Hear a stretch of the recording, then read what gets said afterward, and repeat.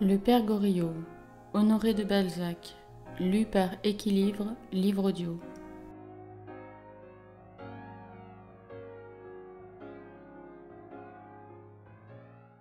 Suite. Elle prit le bras de Rastignac et le mena sur un canapé dans le salon où l'on jouait. « Allez, dit-elle, chez le marquis. Jacques, mon valet de chambre, vous y conduira et vous remettra une lettre pour lui. Je lui demande ma correspondance. Il vous la remettra tout entière, j'aime à le croire. Si vous avez mes lettres, montez dans ma chambre, on me préviendra. » Elle se leva pour aller au-devant de la duchesse de Langeais, sa meilleure amie qui venait aussi. Rastignac partit, fit demander le marquis d'Adjuda à l'hôtel de Rochefide, où il devait passer la soirée et où il le trouva. Le marquis l'emmena chez lui, remit une boîte à l'étudiant et lui dit « Elles y sont toutes ». Il parut vouloir parler à Eugène, soit pour le questionner sur les événements du bal et sur la vicomtesse, soit pour lui avouer que déjà peut-être il était au désespoir de son mariage, comme il le fut plus tard, mais un éclair d'orgueil brilla dans ses yeux, et il eut le déplorable courage de garder le secret sur ses plus nobles sentiments.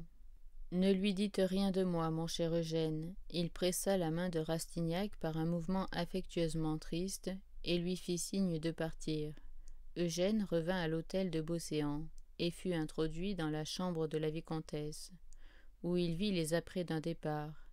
Il s'assit auprès du feu, regarda la cassette en cèdre et tomba dans une profonde mélancolie.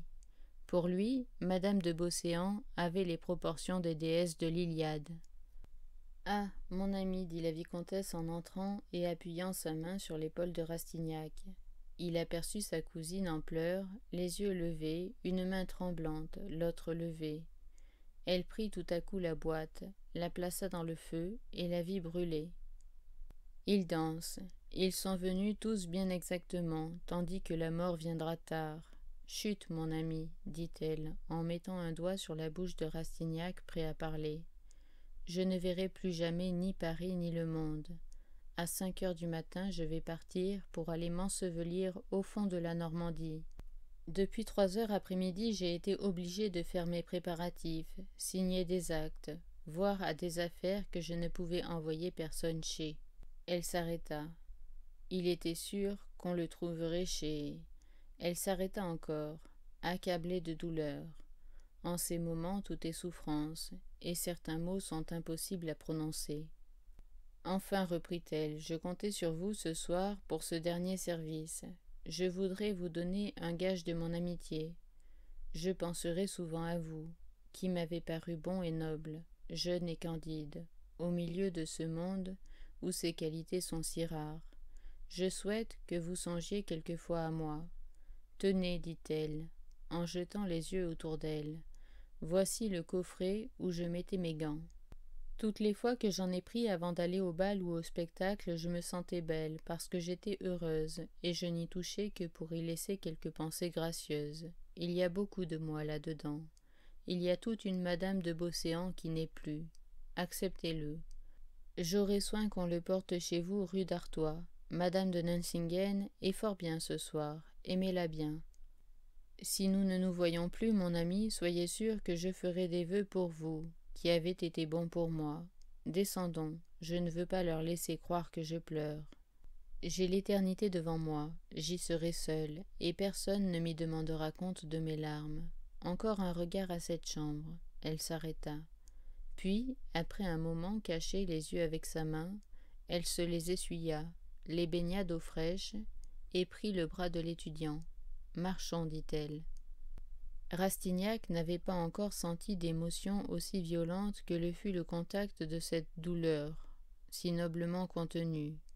En rentrant dans le bal, Eugène en fit le tour avec Madame de Beauséant, dernière et délicate attention de cette gracieuse femme. En entrant dans la galerie où l'on dansait, Rastignac fut surpris de rencontrer un de ces couples que la réunion de toutes les beautés humaines rend sublime à voir. Jamais il n'avait eu l'occasion d'admirer de telles perfections. Pour tout exprimer en un mot, l'homme était un Antinous vivant, et ses manières ne détruisaient pas le charme qu'on éprouvait à le regarder. La femme était une fée, Elle enchantait le regard, elle fascinait l'âme, irritait les sens les plus froids. La toilette s'harmoniait chez l'un et chez l'autre avec la beauté.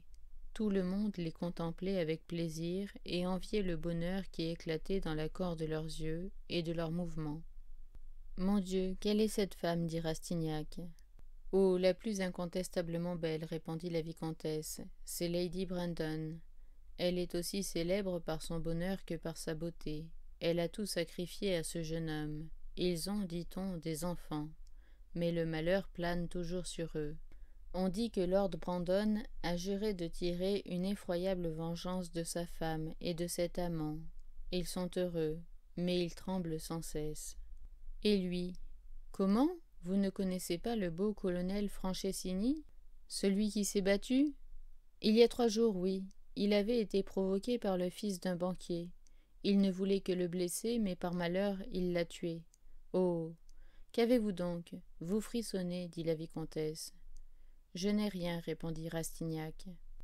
Une sueur froide lui coulait dans le dos. Vautrin lui apparaissait avec sa figure de bronze.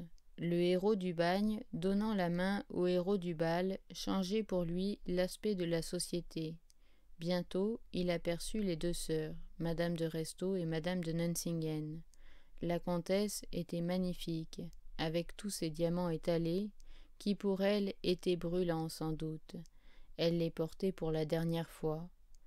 Quelque puissants que fussent son orgueil et son amour, elle ne soutenait pas bien les regards de son mari. Ce spectacle n'était pas de nature à rendre les pensées de Rastignac moins tristes. S'il avait revu Vautrin, dans le colonel italien, il revit alors, sous les diamants des 2 sœurs, le grabat sur lequel gisait le père Goriot. Son attitude mélancolique ayant trompé la vicomtesse, elle lui retira son bras.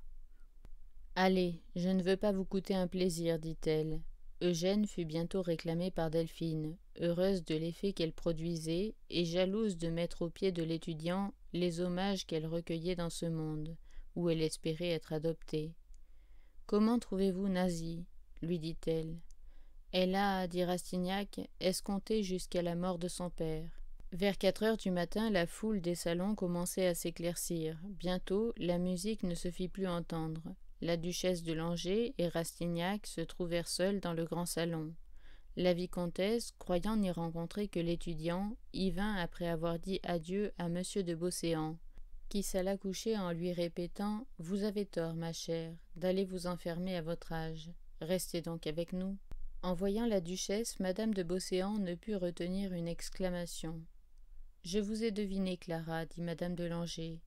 Vous partez pour ne plus revenir, mais vous ne partirez pas sans m'avoir entendu, et sans que nous nous soyons comprises. » Elle prit son amie par le bras, l'emmena dans le salon voisin, et là, la regardant, avec les larmes dans les yeux, elle la serra dans ses bras et la baisa sur les joues.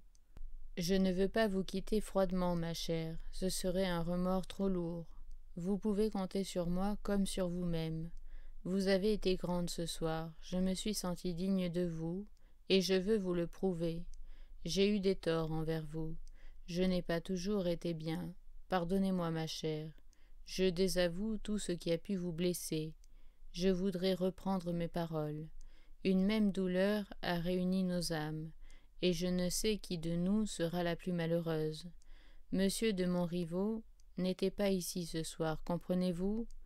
Qui vous a vu pendant ce bal, Clara, ne vous oubliera jamais.